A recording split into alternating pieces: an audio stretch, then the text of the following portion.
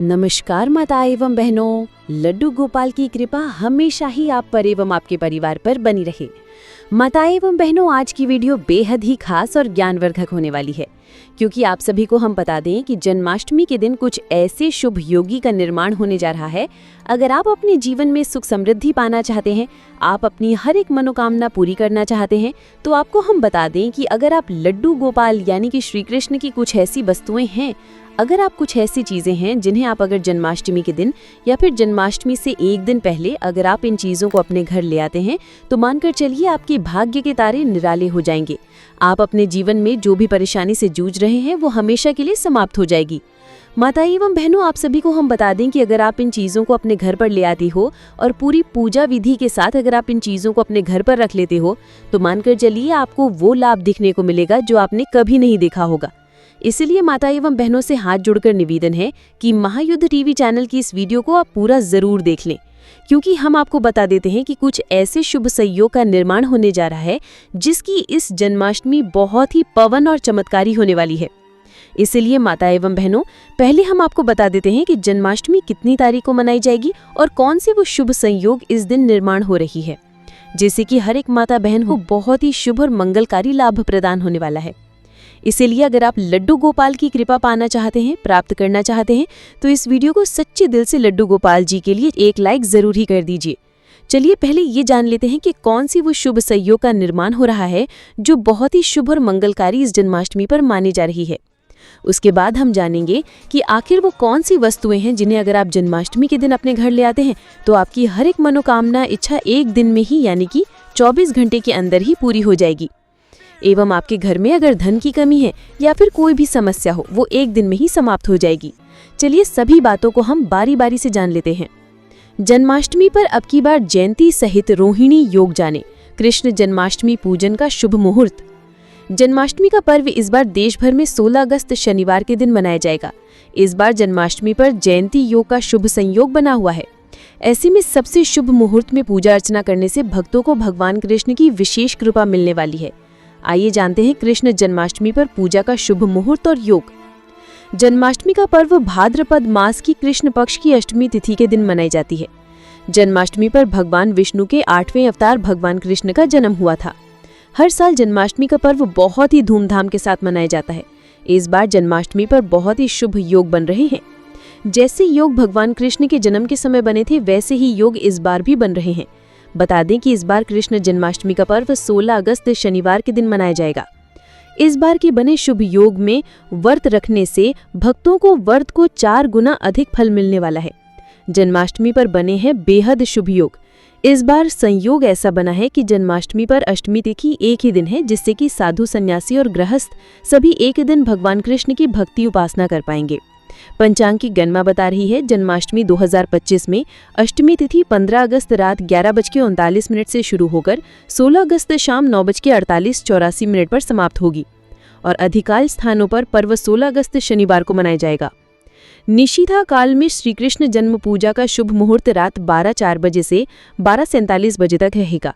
इस समय घर और पूजा स्थान को साफ कर सजाएं, झूले में श्री कृष्ण की प्रतिमा या चित्र स्थापित करें, दीपक जलाकर दूध, दही, शहद, घी और गंगा जल से अभिषेक करें, नए वस्त्र पहनाएं, फूलों व आभूषणों से सजाएं और माखन, मिश्री, खीर, फल आदि का भोग लगाएं। भजन, कीर्तन व आरती के बाद पुष्प अर्पित कर पूजा संपन्न करें। व्रत का पारायण अष्टमी तिथि समाप्त होने के बाद 16 अगस्त की सुबह 9:34 के बाद किया जाए। जयंती योग का शुभ संयोग। इस दिन चंद्रमा वृषभ राशि में होंगे, जैसा कि भगवान कृष्ण के जन्म के समय संयोग बना है। दरअसल उस दिन भी चंद्रमा वृषभ राशि में ही थे। जिस रात में अष्टमी तिथि मध्यकाल में होती है, उसी दिन जन्माष्टमी का पर्व मनाया जाता है। इस दिन रोहिणी नक्षत्र और चंद्रमा का वृषभ राशि में होना बेहद ही शुभ फलदायी रहेगा। साथ में अगर जन्माष्टमी पर सोमवार या बुधवार हो जाए तो ये बहुत ही दुर्लभ संयोग बनाता है। बुधवार और सोमवार को जन्माष्टमी होने पर जयंती योग का शुभ संयोग बनता है, जिसे जयंती योग भी कहते हैं। दरअसल जिस दिन भगवान कृष्ण का जन्म हुआ था उस दिन बुधवार था। ठीक इससे 6 दिन बाद यानी सोमवार को भगवान कृष्ण का नामकरण आदि कार्य किए गए थे। इसीलिए जन्माष्टमी सोमवार या बुधवार में होना बेहद शुभ मानी जाती है। माता एवं बहनों, आप सभी को हम बता दें कि आपको कुछ ऐसी गलतियां हैं जो कि आपको जन्माष्टमी के दिन भूलकर भी नहीं करनी चाहिए। ये जानना आपके लिए बेहद ही ज़रूरी और ख़ास है, क्योंकि अगर आप जन्माष्टमी का व्रत और रखती हैं तो आपको ऐसी गलतियां भूलकर भी नहीं करनी चाहिए। इसके बाद हम जानेंगे कि आपको जन्माष्टमी के दिन कौन सी वो चीज़ है जो अपने घर पर ज़रूर ही ले आनी है। पर इससे पहले हम आपको ये भी बता देते हैं कि ऐसी कौन सी वो गलतियां हैं जो जन्माष्टमी के दिन किसी भी माता बहन को भूलकर भी नहीं करनी चाहिए। नहीं तो घर पाप लगता है और इससे आपके परिवार को बहुत ही ज़्यादा कष्टकारी दुख का सामना करना पड़ सकता है। इसीलिए आप वीडियो को पूरा ही देखें। चलिए जान लेते हैं वो कौन से काम हैं जो हमें भूलकर भी नहीं करने चाहिए। कृष्ण जन्माष्टमी का दिन बहुत ही शुभ होता है और मान्यता है कि इस दिन भक्तों की सारी मनोकामनाएं पूरी होती हैं।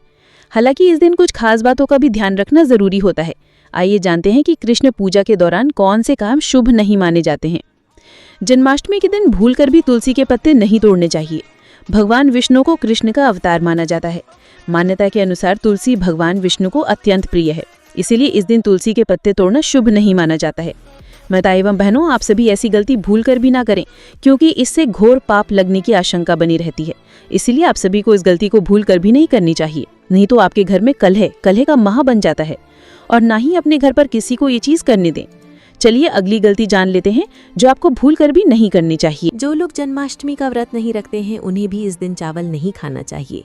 एकादशी और जन्माष्टमी के दिन चावल और जौ से बने भोज्य पदार्थ खाना वर्जित माना जाता है। माता एवं बहनों, आपको हम बता दें, इस दिन चावल होते हैं, उन्हें आप भूलकर भी ना खाएं, ये अच्छा नहीं माना जाता।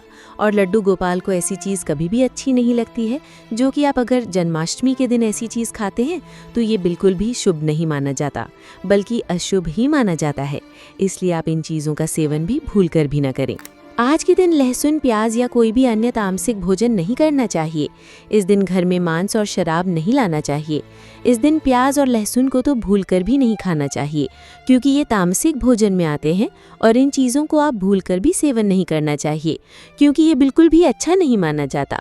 और लड्डू गोपाल भी, इन चीज़ों का अगर आप जन्माष्टमी के दिन सेवन करते हैं तो लड्डू गोपाल आपके घर से दूर चले जाते हैं और वो नाराज़ हो जाते हैं। इसीलिए आप इन चीज़ों का सेवन भूलकर भी न करें, तो आपके लिए ये बहुत ही शुभ और मंगलकारी माना जाएगा। कृष्ण जन्माष्टमी के दिन भूलकर भी किसी का अनादर न करें। भगवान कृष्ण के लिए अमीर या गरीब सभी भक्त एक समान ही हैं। किसी भी गरीब का अपमान करने से श्री कृष्ण अप्रसन्न होते हैं। मना करते हैं कि किसी भी गरीब से गलती से भी अपशब्द न निकलें। इससे घर और परिवार में सुख और शांति बनी रहती है। जन्माष्टमी के दिन ब्रह्मचर्य का पालन करना अनिवार्य होता है। इस दिन पूरे पवित्र मन तन से भगवान की पूजा करनी चाहिए। इस दिन भूलकर भी गायों का अपमान नहीं करना चाहिए। भगवान कृष्ण को गायों से बहुत प्रेम था। कान्हा बचपन गायों के साथ ही खेलते थे। ऐसी मान्यता है कि जो भी गाय की पूजा करता है उससे श्री कृष्ण का आशीर्वाद जरूर मिलता है। जो लोग इस दिन व्रत रखते हैं उन्हें रात में 12 बजे से पहले अपना व्रत नहीं खोलना चाहिए। उससे पहले व्रत खोलने से पूजा का फल नहीं मिलता और व्रत भी अधूरा माना जाता है। माता एवं बहनों, चलिए अब जान लेते हैं कि वो कौन सी ऐसी चीज़ हैं जिन्हें अगर आप लड्डू गोपाल की कृपा पाने के लिए, यानी कि लड्डू गोपाल की कृपा प्राप्त करने के लिए अगर आप जन्माष्टमी के दिन आप इन चीज़ों को खरीद कर अपने घर ले आते हैं तो मानकर चलिए आपका भाग्य बदल जाएगा। माता एवं बहनों, आप सभी से हाथ जोड़कर निवेदन है कि महायोग टीवी चैनल की इस वीडियो को अभी तक आप देख रहे हैं तो कमेंट बॉक्स में जय जय लड्डू गोपाल, जय श्री कृष्ण अवश्य ही लिख दें, जिससे कि आपकी हर एक मनोकामना लड्डू गोपाल तक पहुंच जाएगी और हर एक मनोकामना 24 घंटे के अंदर ही पूरी हो जाएगी। चलिए जान लेते हैं कौन सी हैं वो वस्तुएं जिन्हें अगर आप जन्माष्टमी के इतने पावन अवसर पर अपने घर ले आते हैं तो आपको वो लाभ देखने को मिलेगा जो आपने अपनी ज़िंदगी में कभी कल्पना भी नहीं की होगी। इसलिए हम सभी बातों को आप सभी को बारी बारी से बताएंगे। चलिए जान लेते हैं कौन सी हैं वो वस्तुएं जिन्हें अगर आप जन्माष्टमी के दिन घर ले आएंगे तो ये बहुत ही शुभ और मंगलकारी रहेगा। माताएं एवं बहनों, आप सभी को हम बता दें कि आपको ये तो याद ही होगा कि भगवान श्री कृष्ण को माखन बचपन से ही पसंद था। श्री कृष्ण घरों से माखन चुरा कर खाते थे, इसलिए उनको माखन चोर भी कहा जाता है। जन्माष्टमी के दिन अगर माखन में तुलसी डालकर भगवान श्री कृष्ण को अर्पण करते हैं तो सारी मनोकामनाएं पूर्ण होंगी। बांसुरी, जब भी आप भगवान श्री कृष्ण का चित्र देखते हैं तो उसमें बांसुरी अवश्य होती है। भगवान श्री कृष्ण को बांसुरी अति प्रिय है। बांसुरी प्रेम के कारण इन्हें मनसीधर के नाम से भी जाना जाता है। जन्माष्टमी के दिन आप चांदी या लकड़ी की बांसुरी खरीदकर भगवान श्री कृष्ण को चढ़ाएं। पूजा समाप्त होने के बाद उसे तिजोरी में रख दें। इससे घर की आर्थिक समस्या दूर होती है। गाय बछड़े की मूर्ति। ज्योतिष शास्त्र के अनुसार गाय में कई देवी देवताओं का वास होता है। अगर आप घर की बनी पहली रोटी गाय को खिलाते हैं तो सारे ग्रह दोष समाप्त हो जाते हैं। भगवान श्री कृष्ण को गाय से बेहद लगाव था। गाय के दूध से बना घी मक्खन वो खाते थे। इसलिए जन्माष्टमी के दिन गाय बछड़े की मूर्ति को आप घर के मंदिर या मकान के ईस्ट कोण में रखते हैं तो सुख समृद्धि की प्राप्ति होगी। झूला। श्री कृष्ण के लड्डू गोपाल स्वरूप को हमेशा झूले में स्थापित किया जाता है, इसलिए लड्डू गोपाल को झूला अत्यंत पसंद है। जन्माष्टमी के दिन झूला खरीदकर लड्डू गोपाल को उसमें स्थापित करें। घर में सुख शांति बनी रहेगी। पीले फूल। पीले फूल भगवान कृष्ण को बहुत प्रिय होते हैं, इसलिए घर में पीले फूल लाना चाहिए। पीले फूल सुख और समृद्धि का प्रतीक होते हैं। पीले फूलों को भगवान कृष्ण की पूजा में चढ़ाने से घर में सुख और समृद्धि आती है। पीले फूलों को घर में सजाने से घर की सुंदरता बढ़ती है। दही और मक्खन। भगवान कृष्ण को दही और मक्खन बहुत पसंद था, इसलिए घर में दही और मक्खन लाना चाहिए। दही और मक्खन स्वास्थ्य और सुख का प्रतीक होते हैं। दही और मक्खन को भगवान कृष्ण की पूजा में चढ़ाने से घर में स्वास्थ्य और सुख आता है। दही और मक्खन को घर में खाने से स्वास्थ्य अच्छा रहता है। मोरपंख। भगवान कृष्ण के मोरपंख बहुत प्रसिद्ध है, इसलिए घर में मोरपंख लाना चाहिए। मोरपंख सौंदर्य और सुख का प्रतीक होता है। मोरपंख को भगवान कृष्ण की पूजा में चढ़ाने से घर में सौंदर्य और सुख आता है। मोरपंख को घर में सजाने से घर की सुंदरता बढ़ती है। बांसुरी। भगवान कृष्ण बांसुरी बजाने में माहिर थे, इसलिए घर में बांस लाना चाहिए। बांसुरी संगीत और सुख का प्रतीक होती है। बांसुरी को भगवान कृष्ण की पूजा में चढ़ाने से घर में संगीत और सुख आता है। बांसुरी को घर में बजाने से घर में संगीत का माहौल बनता है। पीले वस्त्र। भगवान कृष्ण को पीले वस्त्र बहुत पसंद थे, इसलिए घर में पीले वस्त्र लाना चाहिए। पीले वस्त्र सुख और समृद्धि का प्रतीक होते हैं। पीले वस्त्र को भगवान कृष्ण की पूजा में चढ़ाने से घर में सुख और समृद्धि आती है। पीले वस्त्र को घर में पहनने से घर की सुंदरता बढ़ती है। फूलों की माला। भगवान कृष्ण को फूलों की माला बहुत पसंद थी, इसलिए घर में फूलों की माला लानी चाहिए। फूलों की माला सुख और सौंदर्य का प्रतीक होती है। फूलों की माला को भगवान कृष्ण की पूजा में चढ़ाने से घर में सुख और सौंदर्य आता है। फूलों की माला को घर में सजाने से घर की सुंदरता बढ़ती है। धार्मिक पुस्तकें। भगवान कृष्ण के बारे में धार्मिक पुस्तकें घर में लानी चाहिए, जैसे कि भागवत गीता और श्रीमद् भागवती। धार्मिक पुस्तकें ज्ञान और सुख का प्रतीक होती हैं। धार्मिक पुस्तकों को घर में पढ़ने से घर में ज्ञान और सुख आता है। पूजा की थाली। पूजा की थाली घर में लानी चाहिए, जिसमें भगवान कृष्ण की पूजा की जा सके। पूजा की थाली सुख और समृद्धि का प्रतीक होती है। पूजा की थाली को घर में सजाने से घर की सुंदरता बढ़ती है। दीपक। दीपक घर में लाना चाहिए, जो भगवान कृष्ण की पूजा में उपयोग किया जा सके। दीपक सुख और सौंदर्य का प्रतीक होता है। दीपक को घर में जलाने से घर में सुख और सौंदर्य आता है। अगरबत्ती। अगरबत्ती घर में लानी चाहिए, जो भगवान कृष्ण की पूजा में उपयोग की जा सके। अगरबत्ती सुख और सौंदर्य का प्रतीक होती है।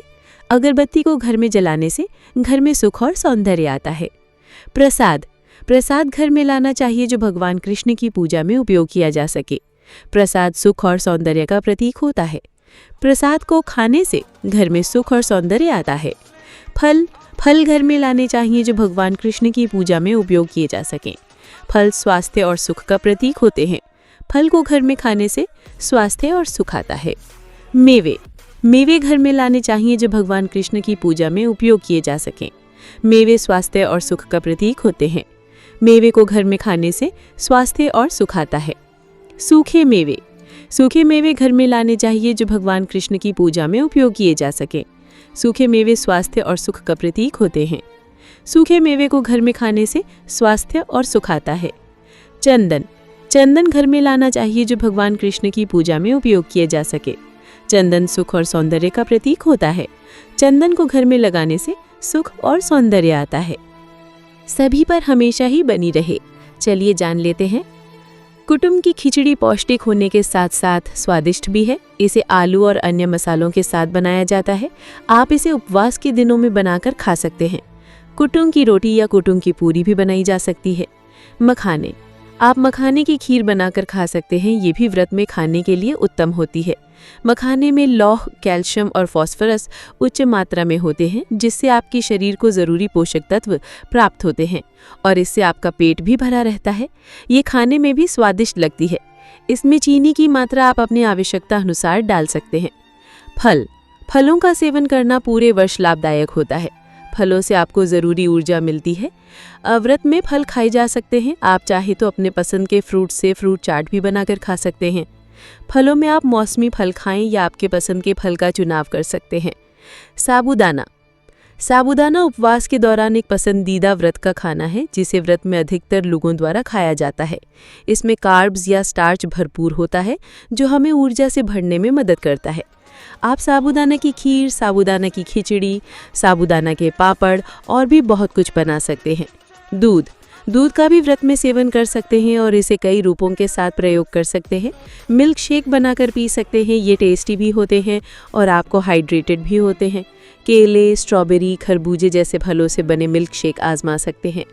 दही का प्रयोग करके फ्रूट्स के साथ ट्राई कर सकते हैं। इसमें नाशपाती, सेब और अंगूर काट कर मिलाएं और इसका लुत्फ उठाएं। इसमें 1 चम्मच शहद डालें, ये इसके स्वाद को दोगुना कर देगा। सिंघाड़े के आटे का समोसा चाय के साथ इस नाश्ते को ट्राई कर सकते हैं। इसे उपवास सामग्री जैसे सिंघाड़े के आटे, सेंधा नमक और मसाले से बना सकते हैं। धनिया की चटनी के साथ इसे खाने का मजा लें। सूखे मेवे। आप सूखे मेवों को भी अपने व्रत के खाने में शामिल कर सकते हैं, जैसे किशमिश, खजूर, अखरोट, बादाम, सभी अच्छे विकल्प हैं। इन्हें ज्यादा मात्रा में ना खाएं। आलू। व्रत में आलू एक बेहतरीन आहार है, क्योंकि इसे कई तरह से पकाया जा सकता है, जैसे आलू कढ़ी, आलू की सब्जी, खट्टे मीठे आलू, मूंगफली के दाने। ये उपवास करने वालों के लिए एकदम सही है। नारियल का आटा, नारियल और नारियल का दूध आपके उपवास की अच्छी सामग्री हो सकती है। नारियल का उपयोग विभिन्न व्यंजन, मिठाइयाँ बनाने में किया जा सकता है। नारियल के आटे से पैनकेक बना सकते हैं। नारियल के दूध की खीर बना सकते हैं। केला, अखरोट, लस्सी, ये बहुत ही टेस्टी और पौष्टिक पेय है, जो आपको दिन भर ऊर्जावान बनाए रखेगी। केला, दही, अखरोट और शहद या चीनी से इसे बना सकते हैं। जन्माष्टमी के व्रत में कौन सी चीजें नहीं खानी चाहिए? अगर आप इन चीज़ों का सेवन करते हैं तो आपको घोर पाप लग सकता है। इसलिए आपसे हाथ जोड़कर निवेदन है, महायुद्ध टीवी चैनल का निवेदन है कि आप इन चीज़ों को भूलकर भी ना खाएं। ये आपके लिए लाभदायक तो नहीं होगा, पर आपको इन सब नुकसान ज़रूर हो सकता है। इसलिए आप इन चीज़ों का सेवन कभी ना करें। चलिए जान लेते हैं कि कौन सी हैं वो चीज़ें जो आपको भूलकर भी जन्माष्टमी के दिन नहीं करनी है। नहीं तो माता लक्ष्मी एवं भगवान विष्णु आपसे क्रोधित हो जाते हैं। हम आपसे कोई पैसा नहीं ले रहे हैं, बल्कि फ्री माध्यम से आप सभी को ये जानकारी बता रहे हैं। इसलिए आपका इतना थोड़ा सा कर्तव्य तो बनता है। चलिए जान लेते हैं कि कौन सी गलतियां हैं जो आपको भूलकर भी जन्माष्टमी के दिन नहीं करनी है। नहीं तो माता लक्ष्मी एवं भगवान विष्णु आपसे क्रोधित हो जाते हैं। जन्माष्टमी के अवसर पर गलतियों से बचना चाहिए। श्री कृष्ण की मूर्ति को गलत तरीके से स्थापित करना। जन्माष्टमी के दिन श्री कृष्ण की मूर्ति को सही तरीके से स्थापित करना चाहिए। गलत तरीके से स्थापित करने से भगवान कृष्ण नाराज हो सकते हैं। पूजा के समय अशुद्ध वस्त्र पहनना। जन्माष्टमी के दिन पूजा के समय अशुद्ध वस्त्र नहीं पहनना चाहिए। अशुद्ध वस्त्र पहनने से भगवान कृष्ण नाराज हो सकते हैं। पूजा के समय बिना स्नान किए बैठना। जन्माष्टमी के दिन पूजा के समय बिना स्नान किए नहीं बैठना चाहिए। बिना स्नान के बैठने से भगवान कृष्ण नाराज हो सकते हैं। पूजा के समय मोबाइल फ़ोन का उपयोग करना। जन्माष्टमी के दिन पूजा के समय मोबाइल फ़ोन का उपयोग नहीं करना चाहिए। मोबाइल फ़ोन का उपयोग करने से भगवान कृष्ण नाराज हो सकते हैं। पूजा के समय गलत मंत्रों का जाप करना। जन्माष्टमी के दिन पूजा के समय गलत मंत्रों का जाप नहीं करना चाहिए। गलत मंत्रों का जाप करने से भगवान कृष्ण नाराज हो सकते हैं। पूजा के समय अशुद्ध भोजन करना। जन्माष्टमी के दिन पूजा के समय अशुद्ध भोजन नहीं करना चाहिए। अशुद्ध भोजन करने से भगवान कृष्ण नाराज हो सकते हैं। पूजा के समय देरी करना। जन्माष्टमी के दिन पूजा के समय देरी नहीं करना चाहिए। देरी करने से भगवान कृष्ण नाराज हो सकते हैं। पूजा के समय लापरवाही करना। जन्माष्टमी के दिन पूजा के समय लापरवाही नहीं करनी चाहिए। लापरवाही करने से भगवान कृष्ण नाराज हो सकते हैं। श्री कृष्ण की मूर्ति को छूना। जन्माष्टमी के दिन श्री कृष्ण की मूर्ति को छूने से पहले हाथों को अच्छी तरह से धोना चाहिए। अशुद्ध हाथों से मूर्ति को छूने से भगवान कृष्ण नाराज हो सकते हैं। पूजा के समय बिना भक्ति के बैठना। जन्माष्टमी के दिन पूजा के समय बिना भक्ति के नहीं बैठना चाहिए। बिना भक्ति के बैठने से भगवान कृष्ण नाराज हो सकते हैं। पूजा के समय गलत दिशा में बैठना। जन्माष्टमी के दिन पूजा के समय गलत दिशा में नहीं बैठना चाहिए। धन्यवाद। अगर आपको हमारी ये वीडियो पसंद आई हो तो वीडियो को लाइक करें, चैनल को सब्सक्राइब करें और हाँ, शेयर करना ना भूलें तथा कमेंट में जय श्री कृष्ण ज़रूर लिखें।